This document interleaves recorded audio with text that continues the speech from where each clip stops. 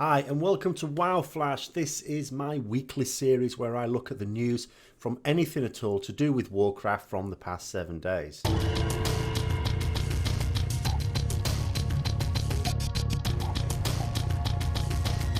So there's been a number of things to talk about this week. There's quite a few really. But I'm going to try and sort of not talk about any one in huge detail. There was a live Q&A of course last week since I did the WoW Flash. I've been putting out some videos discussing some of the things that were brought up there. There's one more still to come out, hopefully later on tonight or tomorrow. Patch 7.1 is coming out next week. Now, in preparation for that, there's a few videos I'll be bringing related to patch 7.1. One is a general one, so you can go through all the things it includes, as well as the implications. Of course, you can read what it includes yourself, but I'm going to discuss some of the implications which might not have occurred to some people. I'm going to bring out a specific Retribution Paladin update for 7.1. I am not yet certain whether I need to do one for the Havoc Demon Hunter because there's not a lot really changing. There are some changes proposed, but not for 7.1. And also, and it sounds a little weird, but it'll make sense once I've done it, I hope, I'm also going to bring out a companion video for the Retribution update because there are some things to discuss in it that I don't really want to put in the update, which is itself a guide and could sort of muddy the waters for people who just want to get the information. In terms of Retribution Paladin, because of course quite a lot of you are swingers of the light, my next live Q&A will be not tomorrow, but a week tomorrow. So that will be Saturday the 29th of October. So the patch will have gone live. I thought it was a good idea to wait until the patch has actually come out so that people have got actual questions as opposed to just hypothetical questions to go through. Also, my update will be out so people will be able to sort of talk about that. That will be on the Saturday because it's not a raid day. And it will also be at 7 p.m. UK time, so you have to check UK time for that. I'll also, because a few people with the last one said they missed out on it, they didn't realise it was on, I will, as well as plugging it here, promote it in a few other videos throughout the week. If you want to see what it's all about, you've never actually seen one, you don't know if it's for you, I've attached the card to the last one. I upload these things to YouTube, so that's on there. You can click on that on the top right. Okay. So, in terms of what's coming out, some of the things coming out in 7.1, I say I'm going to talk about these in a general one, but some really notable ones is quests in Suramar. Now, of course, we know that Suramar is the level cap zone, and we sort of knew that they're going to keep putting stuff into it throughout the expansion. Yeah, good. So it's not particularly newsworthy that there are going to be some new quests there. But what was interesting was that they said there are going to be a series of quests unlocking, not necessarily each week, but over a period of 9 weeks, they said, leading to the door of Nighthold itself. That sort of implies that Nighthold would then be released after that period. So it's sort of telling us when Nighthold's coming out. We knew it was early 2017, didn't quite know why. When, sorry. So if it's 9 weeks after the patch comes out, well, that sort of does place it at mid-January. So it seems to be mid rather than late January, and it certainly doesn't seem to be February, if that is the case. Because it could be that 9 weeks of quests, and then it's the week after, so it's like really 10 weeks till Nighthold comes out. But it certainly implies it's January rather than February. Now, an earlier raid that's coming in 7.1, not straight away, but after a couple of weeks, is the Trials of Valor. They sort of said that is going to come out a couple of weeks after it launches. So when the patch launches, in terms of PvE content, you've got Karazhan, a couple of weeks later, Trials of Valor, and then it looks like 9 or 10 weeks after the patch goes live, or a further 7-ish weeks after Trials of Valor, we get Nighthold. They've also stepped up with the extra quests leading to Trials of Valor as well. It is done with the main aim of opening up more world quests.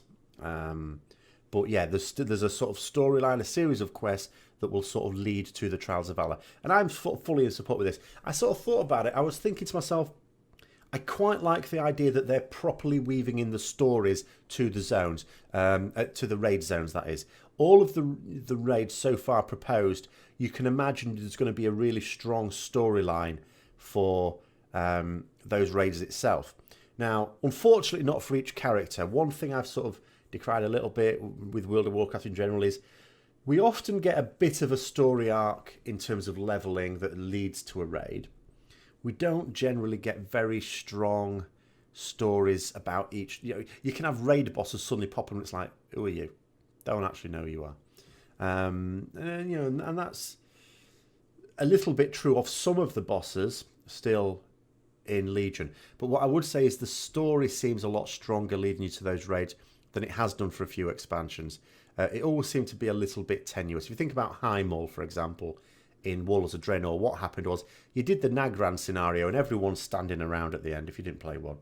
What basically happened is, it was all against it was the Iron Horde you were fighting. And then all of a sudden, all these sort of leaders gathered around and you're discussing things. And then someone pipes up, do you know what we should do? Instead of attacking the Iron Horde, we should go and attack that band of ogres because, you never know, they might make friends with them. So just in case, we'll go and kill the ogres first. Didn't make a huge amount of sense. This time, at least it makes sense. You know why you go into these raid zones. It fits the story and it follows the narrative. And that's a big thumbs up from me. That's a real big improvement, I think, on the last expansion, certainly.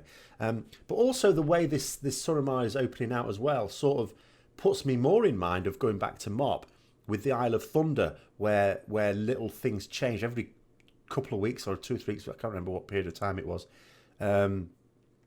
A new set of, the thing would open up, the actual architecture of the topography of the place itself would change, but more importantly, more quests became available, more and more opened up, and that led right to the raid itself. So this sounds very much like that, and that was a really successful thing that unfortunately was not used in WoD. Sounds like it might be used in here as well. I don't want to read too much into it though. In terms of other little bits and pieces, so someone noticed that on PTR, the max slider, the max distance slider for the camera is missing.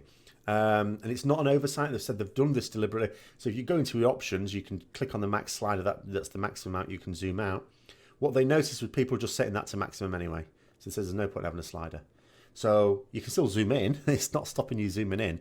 It just means there's no point in having that slider because everyone just set it to max anyway.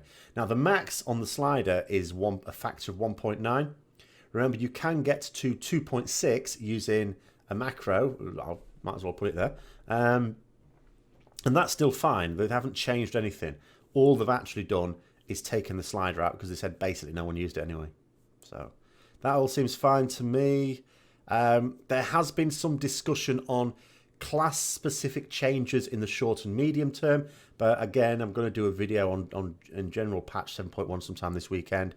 And I'll try and cover the most important. I'm not going to go down a blow-by-blow change to every class and spec. That'd be boring. But I'll try and go through what... In terms of the direction some of these seem to be moving as a result, I'm not talking about little tuning effects. So there's a few things like rogues and Havoc Demon Hunters and my beloved Retribution Paladin and things like that I'll sort of discuss in that. And then finally, before I sort of go on to sort of a little bit of news about me, well, I've seen it all now. I have seen it all. On Amazon, you go onto Amazon, you can now get a World of Warcraft themed cookbook. So yes, you can now make your very own conjured mana strudel and similar recipes. I don't think it returns mana, but yes. So if you're into your cooking and you're into your World of Warcraft, you can actually go onto Amazon and look up the World of Warcraft cookbook, whatever it's called, I can't remember, but not too many things will come up if you put that in the search engine. And yeah, you can get your very own cookbook with recipes on World of Warcraft themed food. Both the conjured and the unconjured alike. So check that out. But yes, in terms of me, because I have had a few questions recently. Of course, last week I decided to move guilds because my last guild had a really huge roster. So I thought I'd move to one a bit more sensible. And I have now moved. Thanks very much for that. Seems to be going all right. It's a 3-day raiding guild as well, down from 5, which ironically gives me a bit more time to do a couple of things. One is actually spend more time on log analysis, which will be good for the raiding. And second of all, it will also mean that I can spend a little bit more time on this. I don't have to just cram in content creation at the weekend. I can do a little bit during the week as well when it's not a raid night. Except I might have talked myself into doing a little bit extra at work as well, but that's all to the good. So that's going pretty well. So for those who've been asking about that, thanks very much. This following week, I have a week off. It's the half-term break when I work as a teacher, which means that I have work to do over it as well. I don't just get to put my feet up all week. But it does mean I have a little bit of catch-up time. One of the things I want to catch up with is some questions. A lot of people have been posting questions. I am now, unfortunately, I say unfortunately, it's a double-edged sword. It's good, but it's bad as well. I'm at the point now where I get so many questions asked that I can't respond to them all. I can't necessarily even read them all. But what I want to do is have a little bit of a catch-up at least. Unfortunately, a few people might slip the net. Sorry about that. I might do a Q&A video if there's any general stuff, and if there's any, because obviously a lot of what I get is Retribution Paladin specific stuff. So I'll try and put some sort of Ret specific Q&A before the live Q&A to feed back to some people who have been posting stuff in, and also for any general stuff to do with the channel or raiding or the other non-Retribution part of the content. I might do a separate one for that as well. So I will try and catch up with that. But yeah, hopefully people understand that unfortunately, as the channel grows, and hopefully it will continue to grow, it becomes a little bit more difficult to keep on top of questions and comments and things like that. But I will try. I will keep trying to make time to go through some of those. So anyway, hope you found this interesting. There's going to be a number of videos coming out this weekend and over the next week, because I've got time to do them, and there's quite a lot I want to do as well. So if you have enjoyed it, don't forget to like, comment, subscribe, and share with other people who might be interested as well for further content. And until next time, I'll see you later.